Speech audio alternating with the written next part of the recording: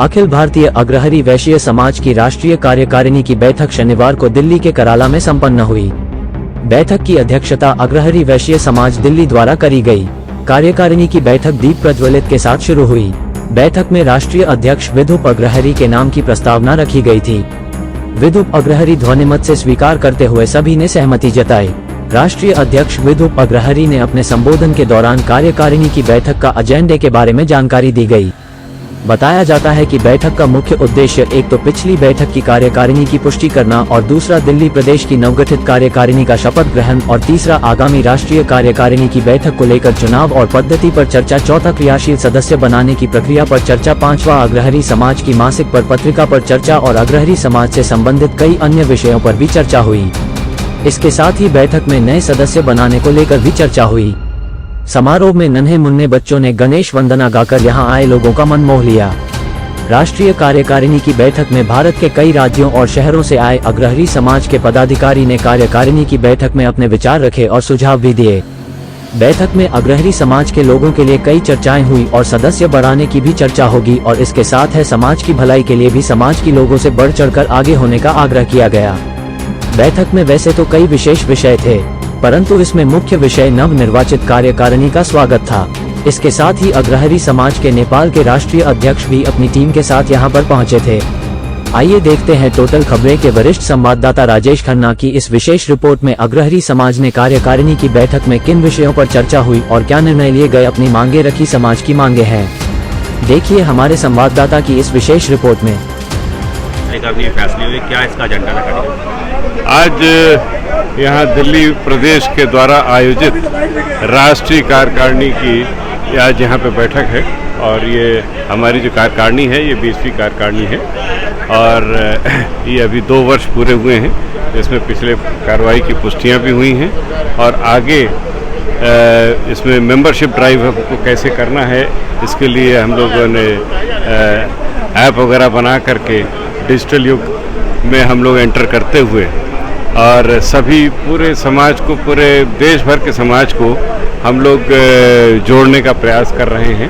परिवार अभी तक जो है परिवार के मुखिया सदस्य होते थे, अब परिवार के हर सदस्य को हम सदस्य अपना बनाने का हम प्रयास कर रहे हैं और जितना बड़ा हमारा समाज दिखेगा हमारी ताकत उतनी ही बड़ी हमको दिखाई देगी और इसके बहुत से हम लोगों को, पूरे समाज को इसका लाभ मिलेगा, यही हमारा प्रयास है। सर, समाज के कुल कितने का आपके जो है कि लोग हैं अगर भारतवर्ष में बात करी जाए? जी, समाज के कितने के लोग हैं आपके जो है भारतवर्ष की अगर बात करी जाए? भारतवर्ष में लगभग 1 करोड़ से 1.25 करोड़ जो है कि हमारी अग्रहरि समाज की आबादी है और जो कि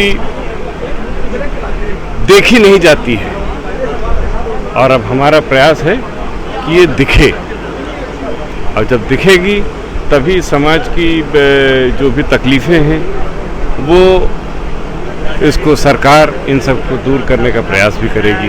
जब तक दिखेगी नहीं तब तक उसको कंसिडर नहीं किया जाता है। सरकार से आपकी किस तरीके की मांगे हैं आपके समाज में? भी सरकार से हमारी मांग सबसे पहले तो ये है कि जो अग्रहरि समाज है वो केंद्र सरकार ने इसको ओबीसी का दर्जा देने की संस्तुति सभी प्रदेश के सरकारों को दे रखी है और सिर्फ बिहार ने इसकी बात मान रखी है। अभी किसी अन्य प्रदेश ने इसकी बात नहीं मानी है। तो हम चाहते हैं इसको ओबीसी का दर्जा अन्य प्रदेश भी दें ताकि जो लाभ मिल रहा है सबको वो अग्रहरि समाज के लोगों को भी मिले।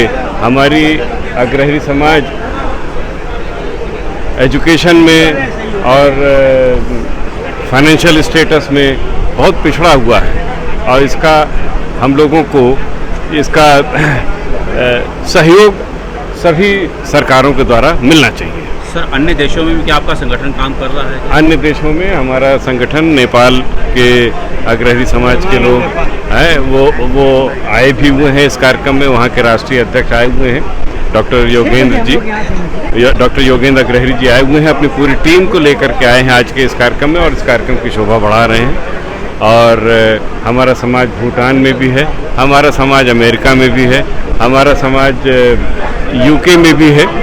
अब वहाँ पे जो लोग हैं यहाँ से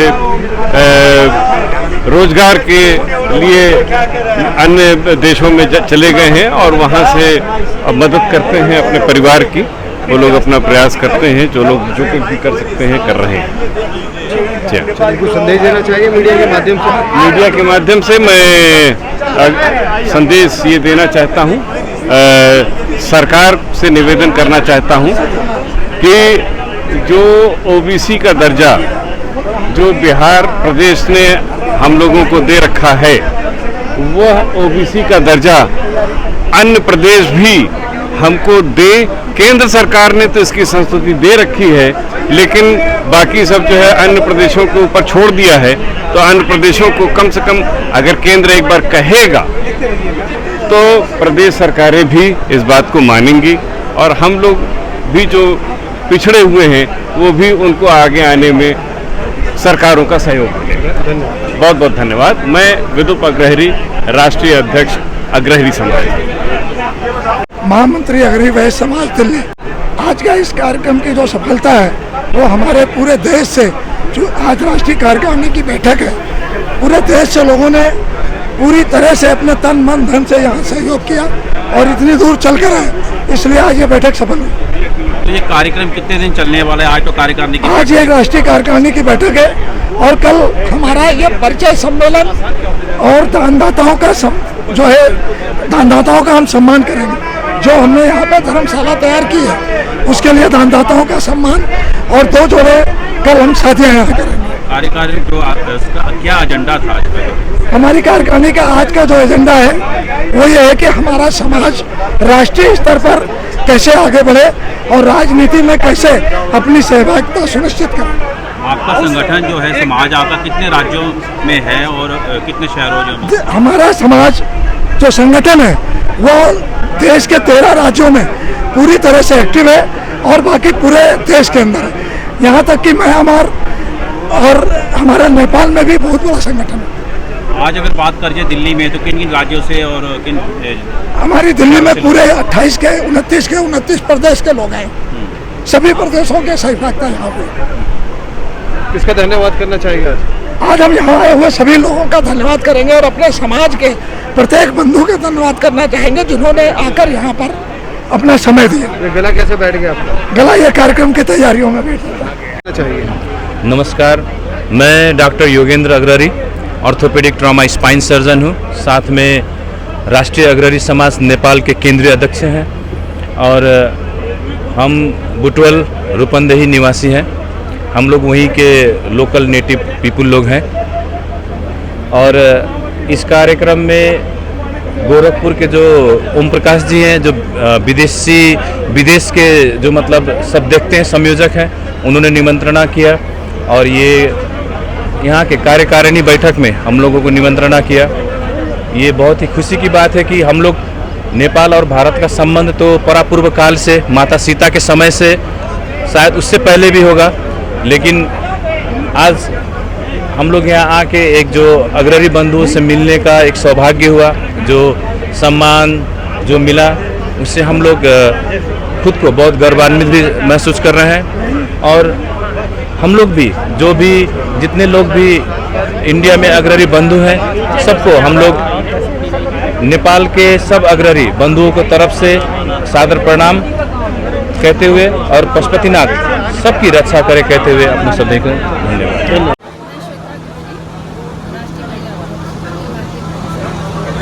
महिलाओं के लिए किस तरह से काम करता है अग्रहरी समाज? अग्रहरी समाज महिलाओं के राजनीतिक, सामाजिक, आर्थिक उत्थान का कार्य करता है और ये सिर्फ पूरे भारतवर्ष में ही नहीं, भारत से जुड़े अन्य देशों से भी सारी महिलाओं को जोड़ता है और इसमें बच्चियों की आत्मरक्षा, आत्मसुरक्षा, आत्मनिर्भरता के लिए कार्य किया है। महिलाओं की अगर बात करें आज कार्यकारिणी में कितनी महिलाएं शामिल हुई?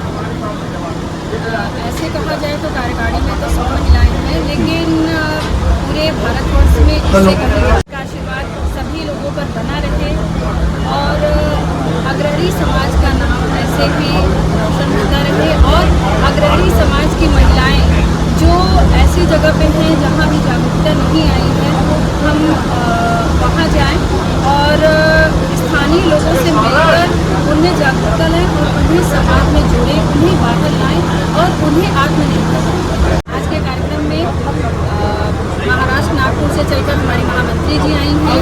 तरीके से हमारी बड़ी दी निर्मला दी है, तो हम तीनों आज चलकर इस कार्यक्रम में आए हैं और संपन्न। मेरा नाम मणिपाल अग्रणी, दिल्ली प्रदेश अध्यक्ष। मणिपाल जी, आज आपके जो नेतृत्व में बैठक हुई है कार्यकारिणी की, किस तरह से बैठक में क्या क्या इनका एजेंडा था, थोड़ा उसके बारे में? दिल्ली प्रदेश में जो कार्यक्रम रखा हुआ था, उस कार्यक्रम में राष्ट्रीय कार्यकारिणी की बैठक बैठी हुई थी, जिसके अंदर कार्यक्रम चला और उनके एजेंडे इस प्रकार से थे कि जो हमने दिल्ली में एक अभियान चला करके धर्मशाला का निर्माण किया है, उस निर्माण के लिए सभी लोग यहाँ आमंत्रित थे और उसका हमारा लोकार्पण समारोह था, जिसका लोकार्पण समारोह मनाया गया और उसी की जितनी भी बातें थी वो उनके बीच में रखी गई और अपनी बातें कही गई। समाज के प्रति जो संवेदना व्यक्त की गई और अपने कार्यक्रम को मुख्य पद पर उठाने के लिए बात की। दिल्ली में किस तरीके से काम कर रहा है आपका संगठन? दिल्ली प्रदेश की मेरी जो इकाई है, वो इकाई भरपूर तरीके से पूर्ण तरीके से पूरा सहयोग कर रही है और आज जो ये हमारी धर्मशाला बनकर तैयार हुई, जो हमारे कार्यक्रम बनकर तैयार हुए, तो मेरे संगठन का बहुत बड़ा सहयोग है। इसके अंदर में पूरा संगठन, पूरी दिल्ली लगातार हम लोगों को सहयोग दे रही है और उसी सहयोग से हम यहाँ इस उन्नति की सफर पर खड़े हैं। दिल्ली में कितने आपके समाज के लोग? दिल्ली में लगभग हमारे 6 से 7 हज़ार परिवार हैं जो कि दिल्ली में रहते हैं और लगभग अभी हमारे पास जो आ चुके हैं वो 1400 आसपास का डाटा हमारे पास आ चुका है। बाकी डाटे की तैयारी हम लोग शुरू कर चुके हैं। मेरा नाम राजीव गुप्ता अग्रहरी, मैं समाज की मासिक पत्रिका का संपादक हूँ जी और पेशे से एक फार्मासिस्ट और मेरा अपना व्यवसाय है। एक नई रूपरेखा सबके सामने रखने की हमने एक कोशिश की है। पिछले 15-17 साल से दिल्ली समाज की एक जो रणनीति थी, उस रणनीति के तहत जो हमने पिछले 18 साल से 15-17 साल की बेड़ियाँ तोड़ी, 2018 से अब तक में जो एक नया पॉजिटिविटी हम लाए, उसको देश के सामने रखना, सबके सामने, वो हमारा एक उद्देश्य है। और यूथ को आगे लाने के लिए कहा जाता है कि यूथ को समाज में युवा आए हैं, लेकिन उनको करने के लिए कुछ नहीं है। वो एक रोड मैप आज हमें प्रेजेंट करना है, तो यूथ को कैसे एंगेज किया जाए। समाज का रिजुविनेशन तभी होगा कि पुराने लोग तो अपनी इनिंग खेल गए, उन्होंने चला लिया जितना चलाना था, लेकिन अब नए परिवेश के हिसाब से जंग चल रहा है। मैं दिल्ली प्रदेश का कोषाध्यक्ष हूँ और पीछे से गाजीपुर उत्तर प्रदेश का रहने वाला हूँ। दिल्ली की जिम्मेदारी आपके ऊपर है और कार्यक्रम भी सफल रहा जी, क्या कुछ कहना चाहेंगे? मैं तो हमारे अध्यक्ष जी और हमारे महामंत्री जी इन सब और हमारे जितने भी कार्यकारिणी के लोग हैं, ये हमारे बहुत अच्छे, मतलब सब में ट्यूनिंग है और हमारा कार्यक्रम कोई भी करते हैं तो सब इसका धन्यवाद करना चाहेंगे? मैं तो राष्ट्रीय अध्यक्ष दुख जी आए हैं और राष्ट्रीय महामंत्री दयाराम जी, अध्यक्ष श्री मणिपाल जी, उनका मैं बात करता हूँ और सभी मीडिया वालों को दिल से शुक्रिया।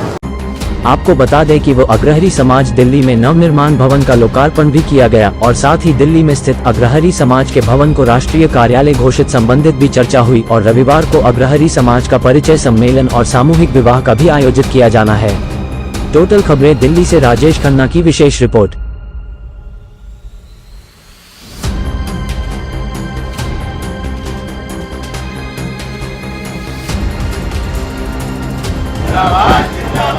अग्रणी समाज जिंदाबाद जिंदाबाद।